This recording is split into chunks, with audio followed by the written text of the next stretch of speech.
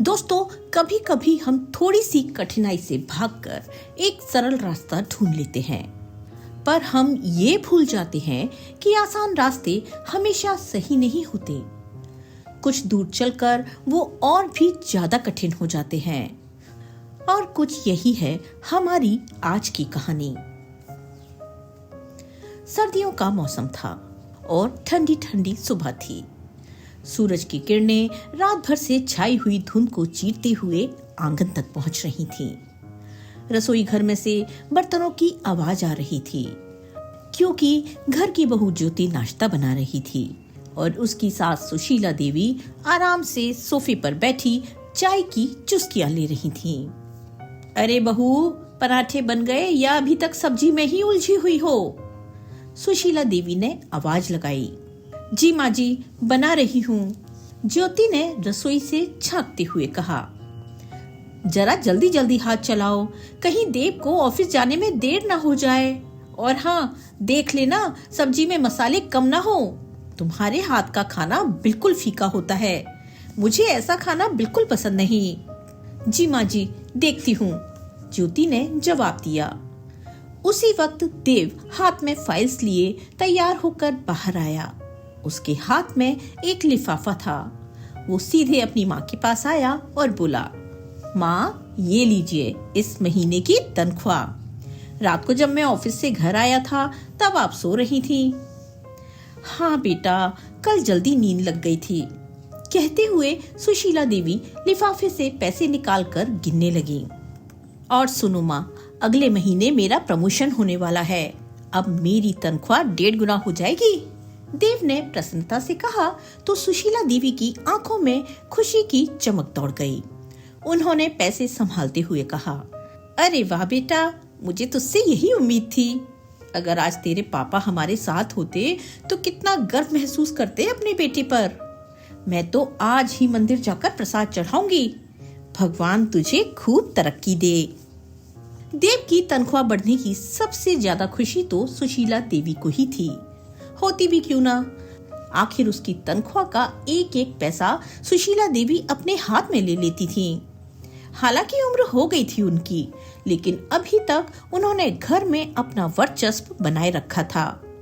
घर में होने वाले एक एक खर्च का हिसाब किताब वो रखती थी, लेकिन घर के किसी भी काम में बहू के साथ हाथ नहीं बटाती थी। हमेशा की तरह आज भी ज्योति अकेली ही रसोई के काम में जुटी हुई थी। देव ने डाइनिंग टेबल पर बैठते हुए आवाज दी, ज्योति, नाश्ता तैयार है तो दे दो, देर हो रही है। जी, अभी लाई। ज्योति ने रसोई से आवाज दी और जल्दी से नाश्ते की प्लेट लगाकर ले आई।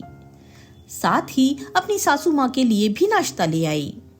खाना खाने के बाद देव ऑफिस जाने के लिए घर से बाहर निकला तो ज्योति भी कुछ देर के लिए अपने कमरे में चली गई। तभी घर का फोन बज उठा। सुशीला देवी ने फोन उठाया।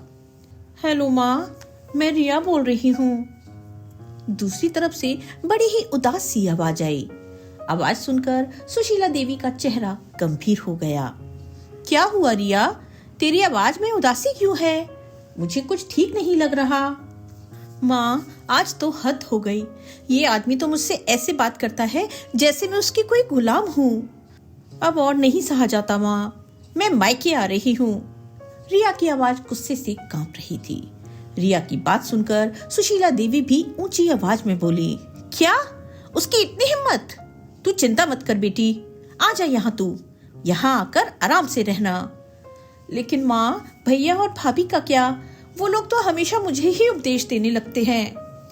रिया ने अपने शब्दों में जहर घोलते हुए कहा तो सुशीला देवी तुरंत बोली, अरे तू उन लोगों की चिंता मत कर, तेरे भाई को तो मैं अपने तरीके से समझा लूंगी। और रही तेरी भाभी की बात, तो वो ये घर दहेज में लेकर नहीं आई है, ये तेरा घर है। मेरे जीते जी इस घर के दरवाजे तेरे लिए हमेशा खुले हैं। तू अपना सामान पैक कर और बेफिक्र होकर यहाँ आ जा। और फिर भी अगर किसी को परेशानी होगी तो उसे मैं देख लूंगी। हाँ माँ, अब एक दिन भी इस घर में नहीं रह सकती मैं, दम घुटता है मेरा यहाँ पर। मैं आज ही आपके पास आ जाऊंगी। रिया को अपने मायके आना हमेशा राहत भरा लगता था, यहाँ उसे ना कोई जिम्मेदारियां निभानी होती थी, ना किसी की बातें सुननी पड़ती थी। और ये सब उसकी माँ सुशीला देवी का ही सिखाया हुआ था। दरअसल अपनी बेटी रिया की शादी के समय ही सुशीला देवी ने उसे कह दिया था कि बेटी, अब तुम्हारे जीवन का दूसरा पक्ष शुरू होने जा रहा है। अब तुम्हें बड़ी होशियारी से काम लेना होगा। क्या मतलब माँ?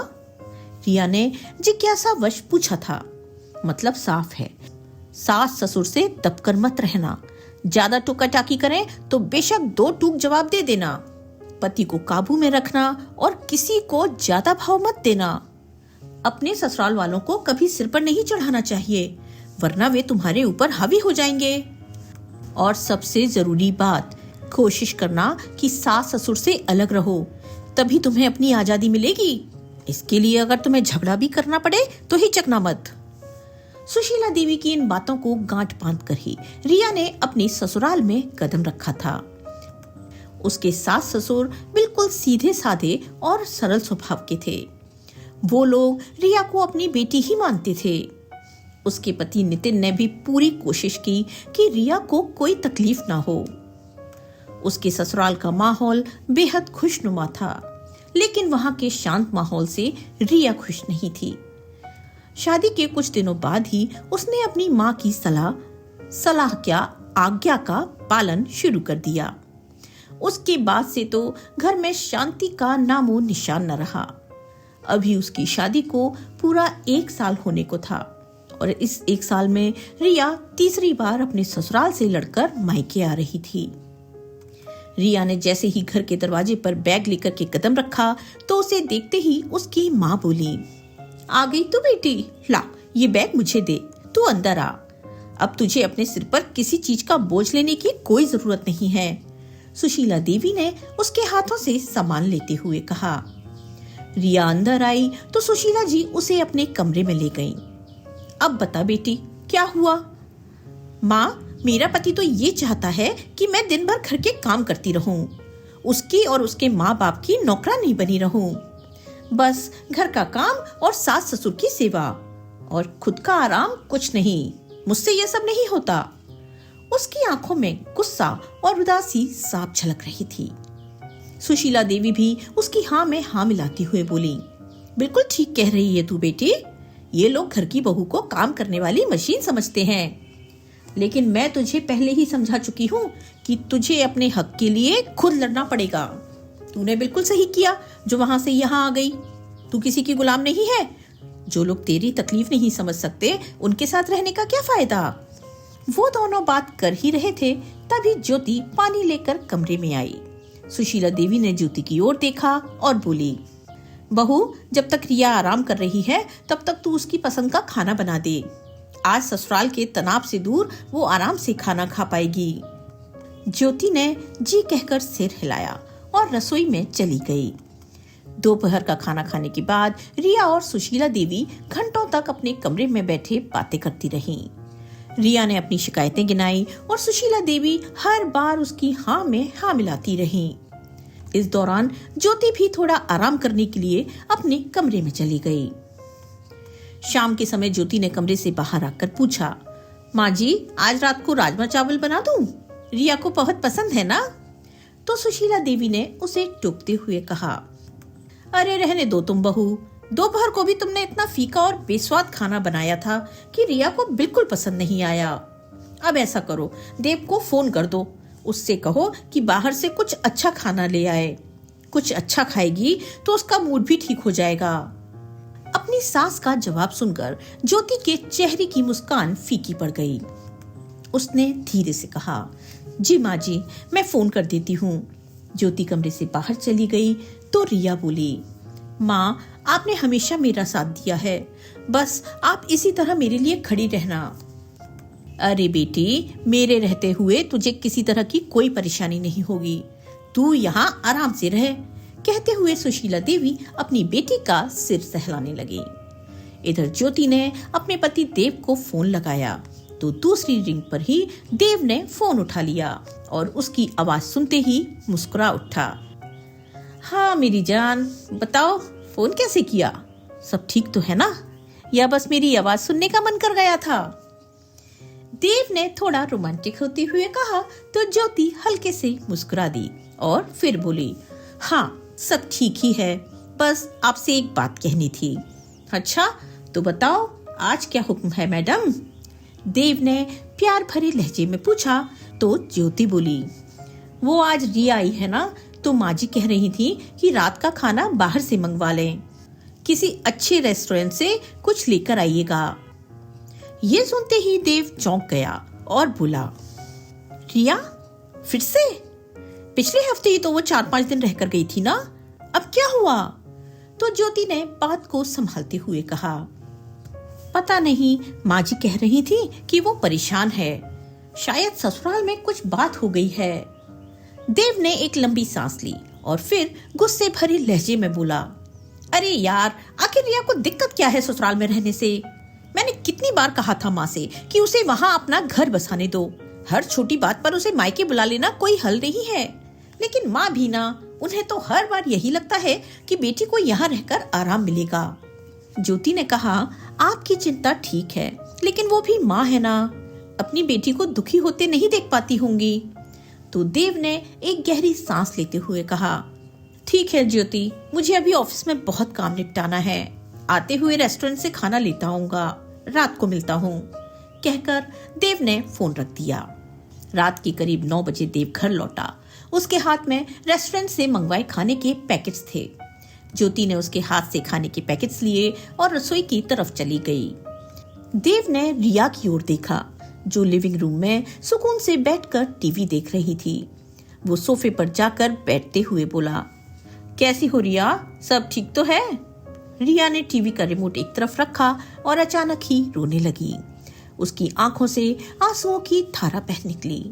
भैया, अब मैं और सहन नहीं कर सकती, वहाँ सब मुझसे नौकरानी की तरह व्यवहार करते हैं, सुबह से लेकर रात तक काम काम और बस काम, किसी को मेरी परवाह नहीं है, यहाँ तक कि मेरा पति भी मेरा साथ नहीं देता। देव ने उसकी बात ध्यान से सुनी और शांत स्वर में बोला, कोई बात नहीं रिया, हर समस्या का हल होता है, तुम कहो तो मैं नितिन से बात करता हूँ। देव के इतना कहने की देर थी कि सुशीला देवी वहां आ गईं। उन्होंने अपनी बेटी के आंसू देखे और नाराज स्वर में बोली, कोई जरूरत नहीं है उनसे बात करने की, मुझे खूब समझ है ऐसे लोगों की। 4 दिन वहां नहीं जाएगी तो खुद ही हाथ जोड़कर उसे लेने आ जाएंगे। इस बात पर देव ने गुस्सा जाहिर करते हुए कहा, माँ, ये तो कोई हल नहीं है, अगर रिया हर बार यहाँ आ जाएगी तो उसके रिश्ते कैसे सुलझ पाएंगे? ससुराल में थोड़ी एडजस्टमेंट तो करनी पड़ेगी ना। फिर रिया ऊंची आवाज में बोली, मुझे कोई एडजस्टमेंट नहीं करनी और कोई रिश्ता भी नहीं बनाना। अगर वो लोग लेने आएंगे भी तो भी अब मैं वहां नहीं जाऊंगी। मैंने सोच लिया है कि उस आदमी के साथ अब मैं और नहीं रह सकती। फिर सुशीला देवी ने देव को घूरते हुए कहा, तुझे अपनी बहन की तकलीफ तो नहीं दिखती ना? और ये मत भूल, रिया का मायका है ये, यहाँ आने का उसे पूरा हक है, वो जब चाहे यहाँ आ सकती है। माँ, मुझे उसकी तकलीफ दिखती है, लेकिन मुझे ये भी नजर आता है कि बार बार उसके यहाँ आने से परेशानी और बढ़ती जा रही है। ऐसा करने से उसकी अपने ससुराल में इज्जत और जगह दोनों खत्म हो जाएगी। मैं खुद जाकर उनसे बात करता हूँ, कम से कम ये तो पता चले कि समस्या है क्या। तभी सुशीला देवी ने उसे रोकते हुए कहा, तुझे कहीं जाने की जरूरत नहीं है, अगर रिया को मायके में रहकर अच्छा महसूस होता है तो यही सही है। पहले ही मेरी बेटी इतनी परेशान है, ऊपर से तुम इस तरह की बातें करके उसे और ज्यादा परेशान कर रहे हो। लेकिन माँ, बस अब इस बारे में और कोई बात नहीं होगी। चल बेटी, तू अंदर कमरे में आकर खाना खा ले। कहते हुए सुशीला देवी रिया को अपने कमरे में ले गईं और ज्योति से खाना कमरे में ले आने को कह दिया। आज ज्योति बहुत थक गई थी और सोने में भी काफी लेट हो गई। अगले दिन सुबह भी ज्योति को जल्दी उठना पड़ा। 2 दिन के कपड़े जमा हो गए थे, इसलिए उसने जल्दी जल्दी काम निपटाने का सोचा। ज्योति ने उठते ही सबसे पहले कपड़े धोने की मशीन लगाई। जैसे ही वो मशीन में कपड़े डालने लगी, रिया अपने कमरे से बाहर आई। माँ, मेरे बैग में सारे कपड़े मैले पड़े हैं, हफ्ते भर से धोए नहीं थे। रिया ने आराम से अपने बाल बांधते हुए कहा। सुशीला देवी, जो पास ही बैठी चाय पी रही थी, तुरंत उठी और बोली, कोई बात नहीं बेटी, मैं कपड़े ज्योति को दे देती हूँ, वो धो देगी। ज्योति ने सिर उठाकर रिया की ओर देखा, लेकिन कुछ नहीं बोली।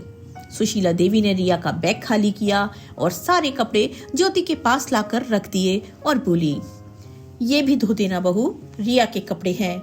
घर की परेशानी में बेचारी अपने कपड़े धो ही नहीं पाई होगी। ज्योति ने कपड़ों का ढेर देखा। घर के 2 दिन के कपड़े पहले ही थे और पहले से ही मशीन में भरे पड़े थे, और अब रिया के बैग से निकले कपड़ों का ढेर और जोड़ दिया गया था। ज्योति की आंखों में थकावट साफ दिख रही थी, लेकिन उसने बिना कुछ कहे काम करना शुरू कर दिया। रिया जाकर आराम से सोफे पर बैठ गई और फोन पर सोशल मीडिया स्क्रॉल करने लगी। कुछ देर बाद ज्योति किसी काम से अंदर गई तो सुशीला देवी ने कहा, बहू जल्दी करना, नाश्ता भी बनाना है। फिर रिया की ओर देखते हुए बोली, बेटी नाश्ते में क्या खाओगी? तो रिया फोन से नजर हटाए बिना ही बोली, माँ आलू पूरी खाने का मन है आज। ज्योति जल्दी से नाश्ता बनाने की तैयारी करने लगी। उसकी आंखों में थकावट और चेहरे पर खामोशी थी। देव तैयार होकर नाश्ते के लिए बाहर आया तो उसने देखा कि ज्योति जल्दी जल्दी नाश्ता बनाने में लगी थी। बीच बीच में मशीन से कपड़े निकालने और डालने के लिए जाती और फिर आकर रसोई में मोर्चा संभाल लेती। दूसरी ओर रिया आराम से सोफे पर बैठी फोन चला रही थी। कभी कभी वो हंसती हुए अपनी माँ को कुछ दिखाने लगती, उसके बारे में बताती और हंसने लगती और फिर से फोन में व्यस्त हो जाती। सुशीला देवी भी नाश्ते की तैयारी के लिए ज्योति को निर्देश देते हुए रिया से अपने पुराने किस्से साझा कर रही थी। देव ने जब ये सब देखा तो उसे बहुत खराब लगा। देव का मन किया कि वो अपनी माँ और बहन से घर के काम में थोड़ा हाथ बटाने को कहे, लेकिन फिर उसने खुद को रोक लिया कि कहीं बात का पतंगड़ न बन जाए। वो जानता था कि अगर उसने कुछ कहा तो उसकी माँ बुरा मान जाएगी और रिया भी इसे अपनी बेइज्जती समझेगी। चलो छोड़ो, उसने खुद को समझाया और सोचा घर का माहौल खराब करने से अच्छा है चुप रहो।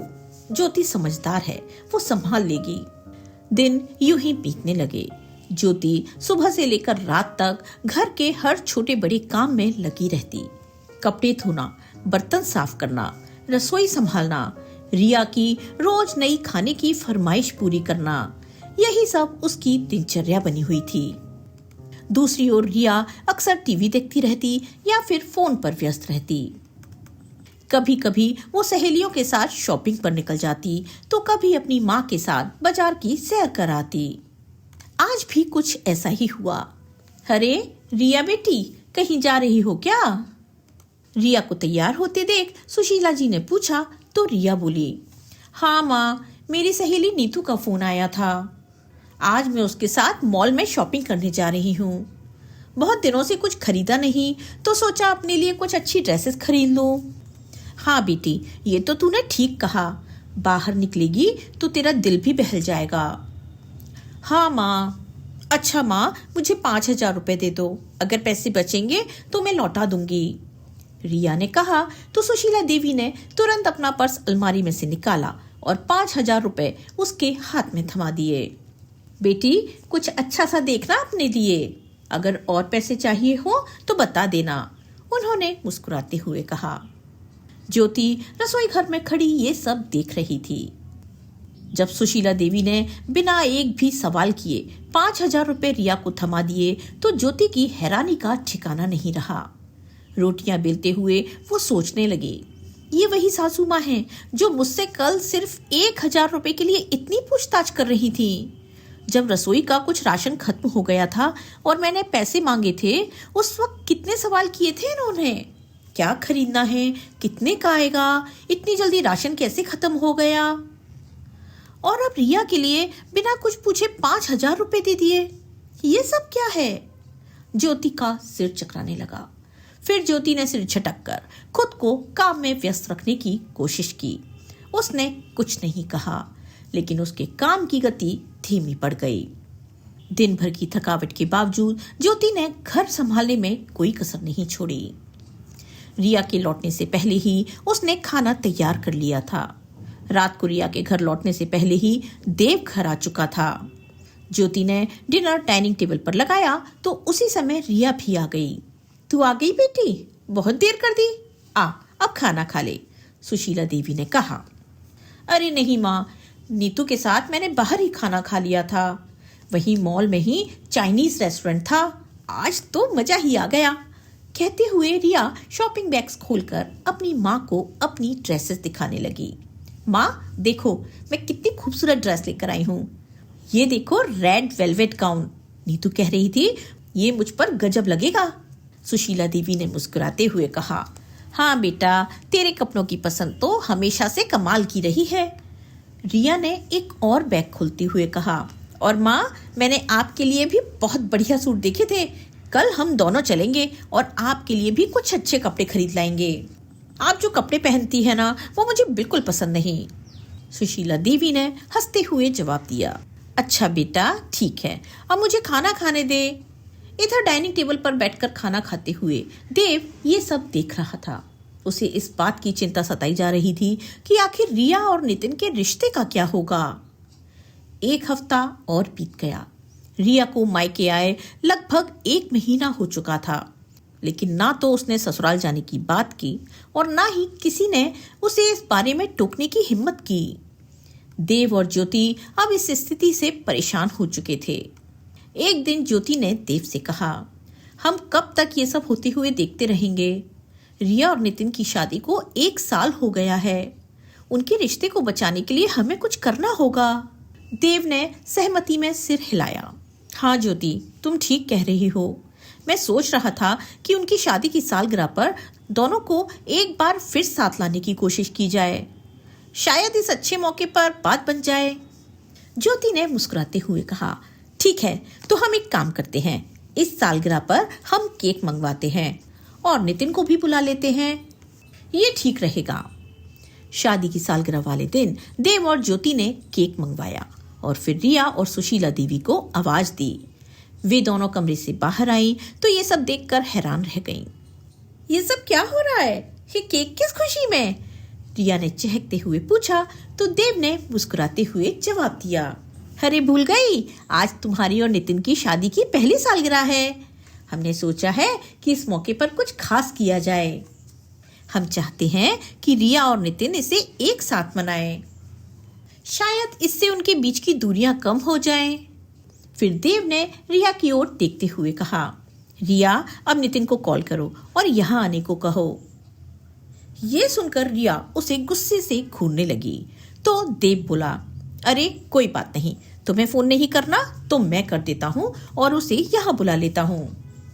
तभी रिया गुस्से में तमतमा उठी और तेज आवाज में बोली, आपकी हिम्मत कैसे हुई मुझसे पूछे बिना ये सब करने की? मैंने पहले ही कहा था कि मैं उस मनहूस आदमी की शक्ल भी नहीं देखना चाहती। एक बार में समझ नहीं आता क्या आप लोगों को? सुशीला देवी ने तुरंत रिया का साथ देते हुए कहा, मेरी बेटी ने बिल्कुल सही कहा, अगर वो आदमी यहाँ आया तो मैं उसकी टांगे तोड़ दूंगी और अगर कोई और उसे यहाँ लेकर आया तो उसे भी घर से बाहर निकाल दूंगी। देव और ज्योति ये सुनकर हैरान रह गए और उन दोनों को देखते रह गए। दोनों के लिए ये प्रतिक्रिया अप्रत्याशित थी। रिया और सुशीला देवी गुस्से में बड़बड़ाते हुए अपने कमरे में चली गईं। ज्योति और मनीष काफी देर तक एक दूसरे को देखते रहे। फिर देव ने गहरी सांस लेते हुए कहा, समझ नहीं आता क्या करूं। ये तो स्पष्ट है कि इन लोगों को कुछ सुलझाना ही नहीं है। इनकी जिद ही इनके रिश्ते की सबसे बड़ी दुश्मन है। ये लोग घर बसाना नहीं, तबाह करना जानते हैं। उसके अगले दिन रिया ने ठान लिया कि अब वो तलाक लेकर इस रिश्ते से छुटकारा पाना चाहती है। रिया ने जब तलाक की बात घर में उठाई तो पूरे घर का माहौल भारी हो गया। देव ने एक बार फिर स्थिति को संभालने की कोशिश की। उसने सोचा कि शायद माँ से बात करने पर कुछ हल निकले। रात को जब सभी अपने अपने कमरों में चले गए तो देव ने अपनी माँ को कमरे से बाहर बुलाया। क्या बात करनी है? सुशीला देवी ने पूछा तो देव बोला, माँ मैं ये जानना चाहता हूँ कि आखिर ऐसा क्या हुआ है कि रिया तलाक देने की जिद पर अड़ी है। ऐसी कौन सी आफत आ गई जो नौबत यहाँ तक पहुंच गई? फिर सुशीला देवी ने ठंडी सांसें भरते हुए कहा, बेटा, मुझे तो बस इतना मालूम है कि मेरी बच्ची परेशान है। अगर तलाक में ही उसका सुख है तो यही सही, लेकिन मैं उसे बर्बाद होते नहीं देख सकती। लेकिन माँ, उसे बर्बाद और कोई नहीं, सिर्फ आप कर रही हैं। पति पत्नी के झगड़े को सुलझाने की बजाय आप उसे और बढ़ा रही हैं। देव की ये बात सुनकर सुशीला देवी गुस्से से भड़क गईं। देखो बेटा, मुझे पता है कि तुम्हें अपनी बहन का इस घर में रहना खल रहा है, और ये दिखावे की हमदर्दी तुम किसके कहने पर कर रहे हो, ये भी मैं बखूबी जानती हूँ। देव ने गुस्से पर काबू रखते हुए कहा, माँ, आप बेवजह ज्योति पर शक क्यों करती हैं? उस जैसी समझदार लड़की मैंने आज तक नहीं देखी। वो हमेशा रिया और इस घर के भले की सोचती है। सुशीला देवी ने तीखे स्वर में कहा, अरे रहने दो बेटा, मुझे सब पता है। मुझे मालूम है यहाँ कौन किसके भले की सोचता है। देव ने गहरी सांस लेते हुए कहा, लेकिन माँ, क्या आपने कभी नितिन से बात करने की कोशिश की? आखिर झगड़े की जड़ क्या है ये जानने की कोशिश की? भाड़ में जाए वो नितिन, सुशीला देवी गुस्से में बोली। मुझे इस 2 टके के आदमी से कोई बात नहीं करनी। उसने मेरी बच्ची का जीना हराम कर दिया। मेरी बेटी क्या कुछ सह रही है, तुझे दिखाई नहीं देता क्या? और आपने ये कैसे मान लिया कि सारी गलती नितिन की ही है? देव ने तीखे स्वर में पूछा। रिश्ते हमेशा दोनों तरफ से बनते और बिगड़ते हैं। आपने एक बार भी नितिन का पक्ष नहीं सुना। क्या पता सच्चाई कुछ और हो। अब सुशीला देवी ने ठंडे स्वर में कहा, मुझे कुछ नहीं सुनना। मेरी बेटी जो कह रही है वही सच है। ये कहकर सुशीला देवी वहां से उठकर अपने कमरे में चली गईं। देव चुपचाप खड़ा रह गया। अगले दिन सुबह सुबह ज्योति ने देव से कहा, सुनिए, मेरे चाचा के बेटे की शादी है। शादी के लिए मुझे एक नया सूट खरीदना है, कुछ पैसे चाहिए थे। तो देव ने तुरंत कहा, ठीक है, मैं अभी माँ से पैसे लेकर देता हूँ तुम्हें। नाश्ता करने के बाद वो अपनी माँ के पास गया। माँ, मुझे कुछ पैसे चाहिए थे। ज्योति के मायके में शादी है, उसे एक सूट खरीदना है। सुशीला देवी ने अनमने ढंग से कहा, इस महीने खर्च ज्यादा हो गया है बेटा, अभी पैसे नहीं हैं। देव हैरान रह गया। माँ, हफ्ता भर पहले ही मैंने आपको अपनी पूरी तनख्वाह दी थी, आखिर सारे पैसे कहाँ गए? सुशीला देवी ने बात को टालने की कोशिश की। अरे बेटा, घर का खर्चा, रिया के लिए कुछ सामान और फिर बाकी के खर्चे, अब क्या एक एक पैसे का हिसाब देने लगूं तुझे? माँ, मुझे साफ साफ बताइए, पैसे कहाँ खर्च हुए? सुशीला देवी नजरें चुराते हुए बोली, कुछ नहीं, रिया को थोड़े बहुत पैसे दिए थे, उसकी भी तो जरूरतें होती हैं। कुछ महीने भर की तनख्वाह कुछ होती है माँ? अब देव का स्वर ऊंचा हो गया। सुशीला देवी झुंझलाते हुए बोली, अरे क्या हो गया अगर रिया ने कुछ शॉपिंग कर ली? उसकी जिंदगी में इतनी परेशानियां हैं, तो क्या मैं उसे खुश करने के लिए थोड़े पैसे नहीं दे सकती? परेशानियां? क्या रिया की परेशानियों का हल महंगे कपड़े और शॉपिंग है? और हम लोगों की जरूरतों का क्या? रिया को लाखों खर्च करने की इजाजत है, लेकिन मेरा और मेरी पत्नी का क्या? ज्योति दिन भर इस घर के कामों में लगी रहती है, मैं सारा दिन बाहर मेहनत करता हूँ और सारी की सारी तनख्वाह लेकर आपको दे देता हूँ। लेकिन अगर आप वो पैसे लेती हैं, तो क्या ये आपकी जिम्मेदारी नहीं कि घर के हर सदस्य की जरूरतों का ध्यान रखें? तू ज्यादा मत बोल, सुशीला देवी ने झल्लाकर कहा। रिया को अपने पति से कोई मदद नहीं मिलती, अगर मैंने उसे कुछ पैसे दे दिए तो क्या गलत किया? देव ने निराश होकर सिर हिलाया। माँ, गलत कर रही हैं आप। उसे सही और गलत के बीच फर्क सिखाने की बजाय आप उसकी जिद को बढ़ावा दे रही हैं। देव गुस्से से तमतमाता हुआ घर से बाहर निकल गया। दरवाजा बंद होते ही सुशीला देवी ने ज्योति की ओर देखा और तंज भरे स्वर में कहा, ये सारी आग इसी की लगाई हुई है। जब पता था कि इस महीने ज्यादा खर्च हो गया है, तो क्या जरूरत थी नया सूट मांगने की? पुराने कपड़ों से भी तो काम चल सकता था, लेकिन नहीं, झगड़ा जो कराना था घर में। तभी रिया, जो पास ही बैठी थी, झट से बोल पड़ी, हाँ माँ, बिल्कुल सही कह रही हैं आप। मेरे कपड़े देखकर इससे रहा नहीं गया और ये बराबरी पर उतर आई। ज्योति स्तब्ध रह गई। उसकी आंखों से आंसू छलक आए, लेकिन उसने कुछ नहीं कहा और चुपचाप अपने कमरे में चली गई। इधर रिया ने तलाक केस फाइल कर दिया था। उसके और नितिन के रिश्ते की कड़वाहट दिन ब दिन बढ़ती जा रही थी। सुशीला देवी रिया के फैसले के साथ थी, लेकिन देव और ज्योति ने इस रिश्ते को बचाने की एक आखिरी कोशिश करने का निर्णय लिया। एक शाम देव ने ज्योति से कहा, ज्योति, मैं नितिन से मिलने जाऊंगा। शायद मुझसे बात करके वो रिया को समझने की कोशिश करे। तुम रिया से बात करो, हो सकता है वो भी कुछ नरमी दिखाए। ज्योति ने भी सहमति में सिर हिला दिया। अगले दिन सुशीला देवी बाजार गई थी और रिया अकेली घर पर थी। ज्योति ने यह मौका सही समझा और उसके पास जाकर बैठ गई। रिया, क्या मैं तुमसे एक बात कर सकती हूँ? रिया ने टीवी बंद करते हुए कहा। हाँ भाभी, बोलो। फिर ज्योति ने कहा, देखो रिया, मैं तुमसे बड़ी हूँ, इसलिए एक बात तुम्हें कहना चाहती थी कि तलाक का रास्ता छोड़कर एक बार फिर से अपना घर बसाने की कोशिश करो। औरत की इज्जत उसके पति के साथ होती है। इतना सुनते ही रिया भड़क पड़ी। ऐसी इज्जत का क्या मैं अचार डालूंगी? जो इंसान घर में काम वाली बाई तक नहीं लगा सकता, अपनी पत्नी की ख्वाहिशें भी पूरी नहीं कर सकता, नहीं रहना मुझे ऐसे दो कौड़ी के इंसान के साथ। नहीं रिया, तुम्हें ऐसा नहीं कहना चाहिए। बस भाभी, मैं यहाँ अपने घर में हूँ और बड़े सुकून से हूँ। मेरी खुशी इसी में है, लेकिन मुझे लगता है कि मेरा ये सुकून और खुशी तुम्हें खटक रही है। उसी समय सुशीला देवी भी पहुंच गईं। दरवाजे के बाहर से उन्होंने सारी बातें सुन ली थी। बस अंदर आते ही भड़क पड़ी। सुशीला देवी तंज भरे स्वर में बोली, अच्छा, अब तू उसे समझाएगी? तू कौन होती है उसकी जिंदगी में दखल देने वाली? तो ज्योति ने कहा, नहीं माँ जी, ऐसी बात नहीं है, मैं तो बस इन दोनों की सुलह करवाना चाहती थी। फिर सुशीला देवी बोली, सुलह करवाना चाहती थी या उससे छुटकारा पाना चाहती थी? बड़ी आई सुलह कराने वाली। तो रिया मुंह बनाते हुए बोली, अच्छे भले मूड का सत्यानाश कर दिया। रिया ने फिर से टीवी का रिमोट उठाया और टीवी ऑन कर दिया। इस बात को अभी 5 मिनट ही बीते थे कि देव घर के अंदर आया। वो बहुत गुस्से में दिखाई दे रहा था। जैसे ही वहां सोफे पर बैठा और कुछ बोलने लगा, तभी रिया ने कहा, माँ, अगर भैया भी मुझे कोई उपदेश देने के लिए यहाँ बैठे हैं तो इनसे कह दो कि मैं कुछ सुनने के मूड में नहीं हूँ। रिया की बात सुनकर देव का गुस्सा 7वें आसमान पर पहुंच गया और वो ऊंची आवाज में बोला, मुझे जो कहना है वो मैं कहकर रहूंगा और तुम्हें सुनना पड़ेगा। तो सुशीला देवी बोली, ये तो किस तरीके से बात कर रहा है अपनी बहन के साथ? फिर देव ने कहा, माँ, मैं आज नितिन से मिलकर आया हूँ। ये तो उस इंसान की शराफत है जो इस लड़की की ऐसी हरकतों के बावजूद उल्टा इससे माफी मांगने को भी तैयार है। रिया बोली, नहीं चाहिए मुझे किसी की माफी।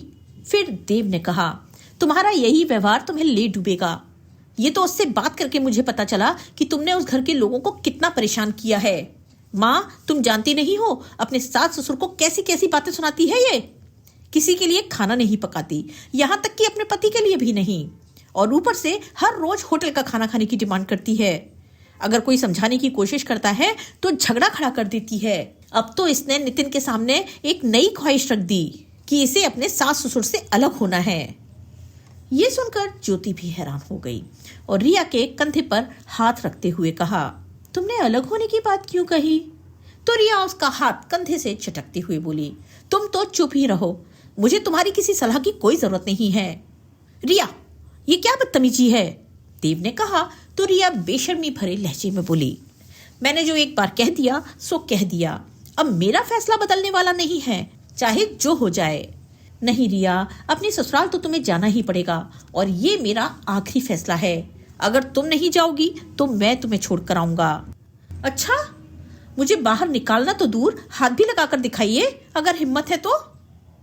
देव ने कहा, देख लीजिए माँ, ये सब आपकी तरफदारी का नतीजा है। मेरे साथ चलो रिया, मैं तुम्हें छोड़ कर आता हूँ। उसी समय सुशीला देवी बोली, खबरदार, तू होता कौन है मेरी बेटी को इस घर से निकालने वाला? अगर इस घर से कोई जाएगा ना तो तू और तेरी ये चालबाज पत्नी, जिसके कहने पर तू ये सब कर रहा है, अभी के अभी निकल जाओ मेरे इस घर से। नालायक, जोरू का गुलाम। देव, जो अब तक सब कुछ सहन करता आया था, अब चुप करके बैठने वाला नहीं था। अगले दिन सुबह ही उसने किराए पर एक मकान ढूंढ लिया और अपनी पत्नी और बच्चे के साथ अपना सामान लेकर घर से चला गया। जाते समय देव और ज्योति सुशीला देवी के पैर छूने लगे तो उन्होंने पैर पीछे कर लिए। उस घर से निकलने के साथ ही देव और ज्योति को रोज रोज के कलह कलेश से मुक्ति मिल गई। अब वो अलग घर में रहकर शांति और आराम की जिंदगी गुजारने लगे। इधर कोर्ट द्वारा रिया और नितिन के तलाक को भी मंजूरी दे दी गई। अभी तलाक को 1 महीना ही हुआ था कि रिया और सुशीला देवी की मुश्किलें बढ़ने लगी। बचत के रूप में जितने पैसे भी सुशीला देवी के पास रखे थे, सब के सब खर्च हो चुके थे। राशन वाले का उधार भी इतना बढ़ चुका था कि उसने और उधार देने से साफ इनकार कर दिया। अब दोनों माँ बेटी इस चिंता में बैठी थी कि आगे गुजारा कैसे होगा। अभी वो इसी परेशानी में उलझे थे कि तभी घर की बत्ती गुल हो गई। बहुत देर से अंधेरे में बैठी रिया ने कहा, माँ फोन करके पता तो करो, कितनी देर हो गई, बिजली अब तक आई क्यों नहीं? तो सुशीला देवी उदासी भरे स्वर में बोली, फोन किया था, बिजली का बिल नहीं भरा इसलिए बिजली कट गई है। ये सुनकर तो रिया ने अपना माथा पकड़ लिया। सुशीला देवी कहने लगी, बेटी अगर ऐसा ही चलता रहा तो भूखे मरने की नौबत आ जाएगी। तू तो पढ़ी लिखी है, कहीं नौकरी कर लेती। तो ये सुनकर रिया बोली, ये आप कैसी बातें कर रही हैं माँ? अगर काम ही करना होता तो मैं अपने ससुराल में न रह जाती। और वैसे भी मुझे अब यहाँ रहना ही नहीं है। मैं वापस नितिन के पास जा रही हूँ। मैं जानती हूँ उसे, वो फिर से मुझे अपना लेगा। कम से कम वहाँ मुझे अंधेरे में तो नहीं रहना पड़ता था। खाने को रोटी तो मिलती थी कम से कम वहाँ। यहाँ रहते हुए तो दाने दाने को मोहताज हो चुकी हूँ मैं। और इतने बुरे भी नहीं थे मेरे सास ससुर कि उनके साथ ना रह सकूं। आपका ये घर आपको ही मुबारक हो। कहते हुए रिया ने अपना बैग पैक किया और घर से निकल गई। लेकिन जैसे ही वो अपने तलाकशुदा पति के घर के बाहर पहुंची तो वो ये देखकर हैरान रह गई कि वहां तो सजावट हुई पड़ी थी, शामियाने लगे हुए थे। पूछने पर पता चला कि नितिन की 1 दिन पहले ही शादी हो चुकी है और आज उसकी दावत चल रही है। सुनते ही रिया की सांस अटक गई, उसकी आंखों में आंसू आ गए। लड़खड़ाते कदमों से चलते हुए वो सड़क पर आ गई। वो समझ नहीं पा रही थी कि आखिर जाए तो जाए कहाँ। दोस्तों, अहम की आग रिश्तों को राख कर देती है। उसके बाद पछताने के अलावा और कोई रास्ता नहीं बचता। पछतावे की आग में जलने से बेहतर है कि वक्त रहते रिश्तों को समझकर संभाल लिया जाए। दोस्तों, आपको आज की ये कहानी कैसी लगी, लाइक और कमेंट करके जरूर बताएं।